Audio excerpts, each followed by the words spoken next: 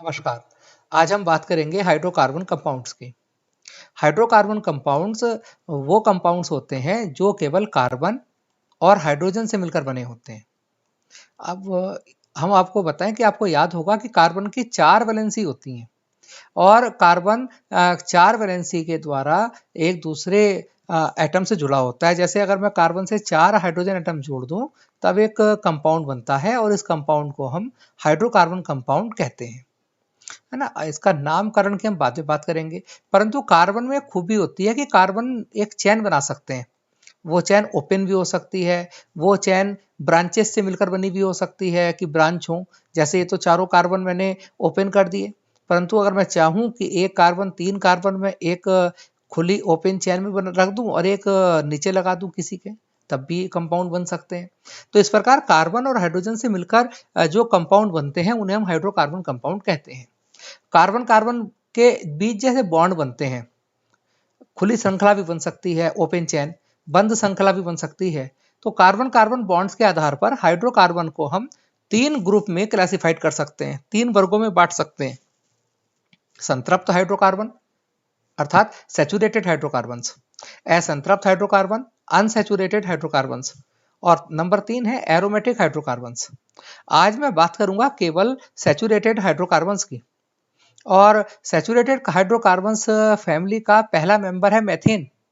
Methane का general formula होता है CH4, यानी मेथेन की 4 वैलेंसी, जैसे कार्बन की 4 वैलेंसी होती है और उन 4 वैलेंसी पर 4 हाइड्रोजन एटम जुड़े होते हैं और इसे हम बोलते हैं मेथेन।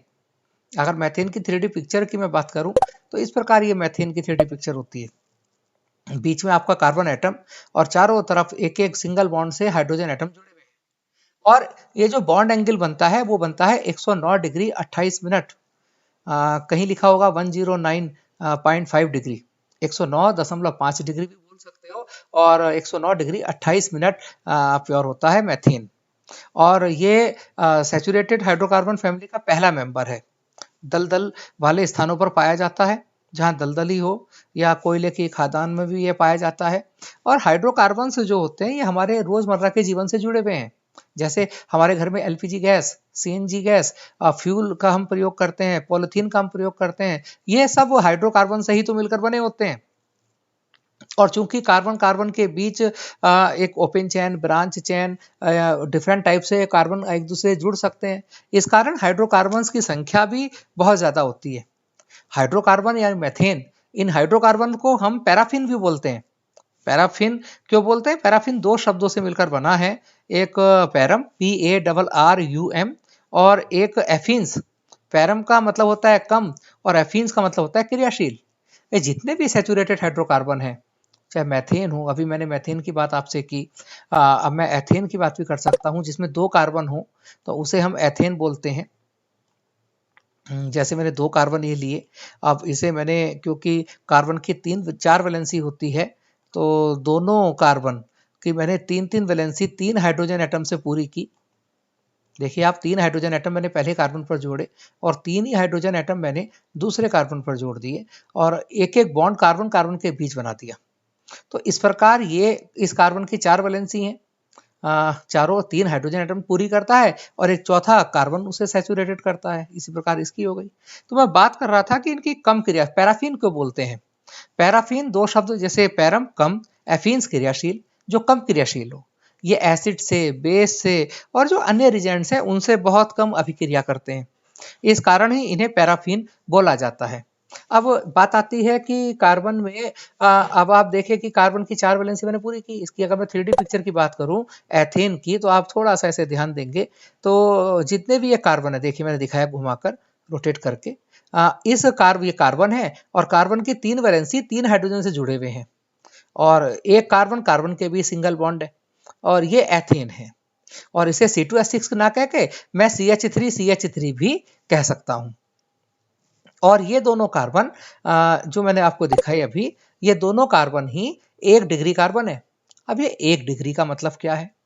अगर दोनों कार्बन, अब जैसे मैं अगर अभी 1 मिनट, एक कार्बन और बीच में ला देते हैं, तीसरा कार्बन, और उसके चूंकि अब आप देखिए 4 वैलेंसी पूरी करनी होगी मुझे इसकी भी, बिल्कुल ठीक मैंने किया।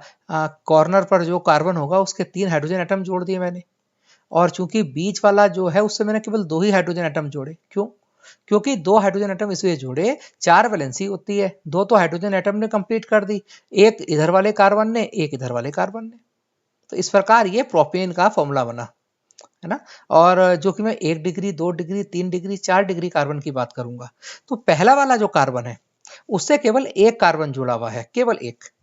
जो तीसरा कार्बन है उससे भी एक कार्बन जुड़ा है, तो ये दोनों का कॉर्नर वाले कार्बन 1 डिग्री कार्बन कहलाते हैं, प्राथमिक कार्बन कहलाते हैं, प्राइमरी कार्बन कहलाते हैं। और जो बीच वाला कार्बन है ये चूंकि 2 कार्बन से जुड़ा है तो इसे 2 डिग्री कार्बन हम कहेंगे, और ये प्रोपेन हो गया। 3D इमेज देख लीजिए, बिल्कुल सेम, है ना। और एंगल जो मैंने बताया, एंगल बताया, और साथ में इसका फॉर्मूला भी आप देखिए थोड़ा सा, C3H8। जो ये हाइड्रोकार्बन होते हैं सैचुरेटेड, संतृप्त हाइड्रोकार्बन, इनका एक जनरल फॉर्मूला होता है CnH2n+2।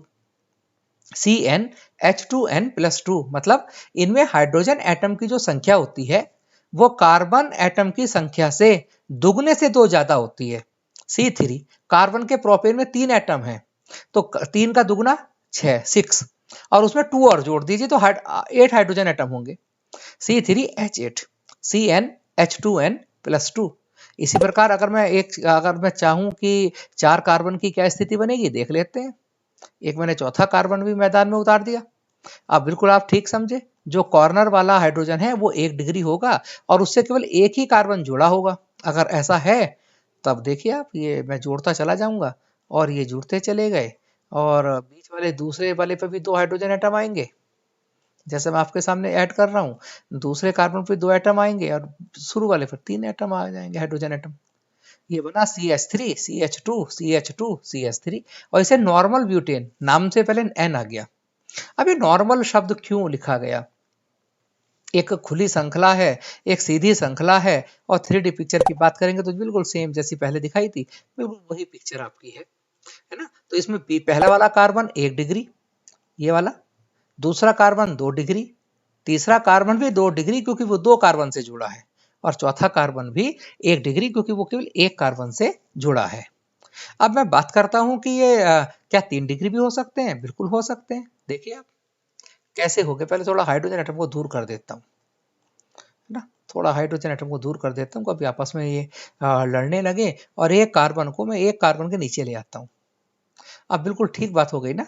अब क्या हुआ, बीच वाला कार्बन 3 कार्बन से जुड़ गया और ये 3 डिग्री कार्बन हो गया, और इसे हम आइसो शब्द का यूज करेंगे इसे बोलने के लिए, नॉर्मल नहीं, आइसो, ये अलग हो गया, एक नई श्रृंखला बन गई।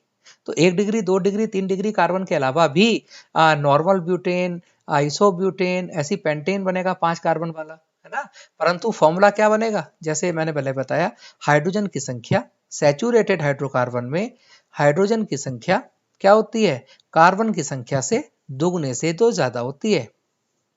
तो इस प्रकार ये इसकी संरचना आप देखते हैं, हाइड्रोजन एटम की हम पर कोई भी कमी नहीं है। अब देखो, ये इनकी 4 वैलेंसी पूरी हो गई, इसकी भी 4 वैलेंसी पूरी है, इस कार्बन की भी 4 वैलेंसी पूरी है, किंतु इनकी 3 रहेगी भाई साहब की। एक हाइड्रोजन एटम लगाकर जोड़ देते हैं हम। अब देखो क्या बना, आइसोब्यूटेन। अगर जो नंबर 2 वाला कार्बन है उस पर एक एक्स्ट्रा कार्बन आ जाता है खुली श्रृंखला के अलावा, तो उसे आइसो बोलते हैं। और अगर एक कार्बन में ऊपर और जोड़ देता हूं तो इसे वो नियो बन जाता है, नियो, NEO। ये 3D पिक्चर इसके आप साझा कीजिए। इस प्रकार आज हमने सीखा कि जो सैचुरेटेड हाइड्रोकार्बन होता है, उस हाइड्रोकार्बन में हाइड्रोजन की जो संख्या होती है वो कार्बन की संख्या से दुगने से 2 ज्यादा होती है।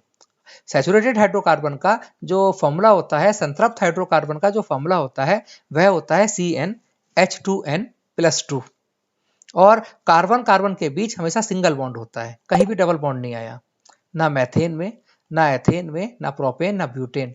सैचुरेटेड हाइड्रोकार्बन की डेफिनेशन ही ये है कि वो हाइड्रोकार्बन, हाइड्रोकार्बन तो वो होते हैं जो कार्बन और हाइड्रोजन से मिलकर बने होते हैं, और सैचुरेटेड हाइड्रोकार्बन वो होते हैं, संतृप्त हाइड्रोकार्बन वो होते हैं जिनमें कार्बन कार्बन के बीच केवल सिंगल बॉन्ड हो, कोई डबल बॉन्ड ना हो, कोई ट्रिपल बॉन्ड ना हो, उसे हम बोलते हैं सैचुरेटेड हाइड्रोकार्बन। और मैथेन इस फैमिली का है, और मैथेन में जो बॉन्ड एंगल होता है वो होता है 109 डिग्री 28 मिनट, और मेथेन की संरचना को अगर मैं एक बार और देखना चाहूं तो ये जो संरचना बनती है मेथेन की, एक बार हम फिर से ट्राई करते हैं। तो जो मेथेन की संरचना बनती है वो चतुष्फलकीय होती है। बहुत ज्यादा क्वेश्चन ये पुटअप होता है, मेथेन की संरचना कैसी होती है? ये संरचना को टेट्राहेड्रल बोला जाता है, चतुष्फलकीय। और इनके जो बॉन्ड एंगल बनता है वो होता है 109 डिग्री 28 मिनट का बॉन्ड एंगल होता है। और मैं एक बार रिपीट कर दूं, इन्हें पैराफिन क्यों कहते हैं? पैराफिन मीन्स पैरम प्लस एफिन्स, मतलब कम क्रियाशील। ये एसिड, बेस, अन्य रिजेंट से क्रिया ही नहीं करते हैं। इस प्रकार आज हमने सैचुरेटेड हाइड्रोकार्बन की बात की। आशा करता हूं आपको अच्छे से समझ में आया होगा। धन्यवाद।